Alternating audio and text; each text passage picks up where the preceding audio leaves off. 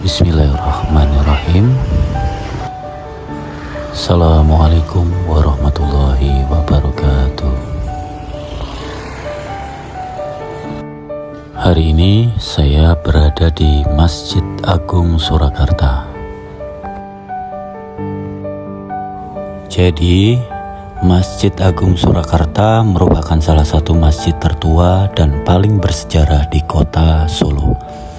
Masjid ini tidak hanya berfungsi sebagai tempat ibadah, tetapi juga menjadi simbol kuat hubungan antara agama Islam dan kebudayaan Keraton Surakarta. Dan untuk sejarahnya, Masjid Agung Surakarta didirikan pada tahun 1757 pada masa pemerintahan Sri Susuhunan Pakubuwono III. Beliau adalah raja pertama Kasunanan Surakarta Hadiningrat. Untuk pembangunan masjid ini dilakukan tidak lama setelah perjanjian Giyanti yang membagi kerajaan Mataram Islam menjadi Kasunanan Surakarta dan Kesultanan Yogyakarta. Sejak awal, masjid ini memang dirancang sebagai masjid negara atau masjid keraton, tempat ibadah resmi raja, keluarga keraton, serta pusat kegiatan keagamaan kerajaan. Dan untuk arsitekturnya, untuk Masjid Agung Surakarta kental dengan gaya tradisional Jawa.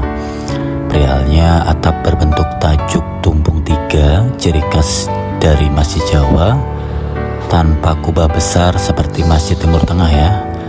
Dan disangga oleh 4 saka guru utama dari kayu jati. Dari ornamen sederhana namun syarat makna filosofis.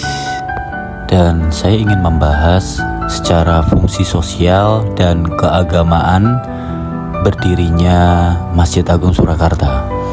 Jadi sejak dulu hingga kini, Masjid Agung Surakarta berperan dengan banyaknya peranannya.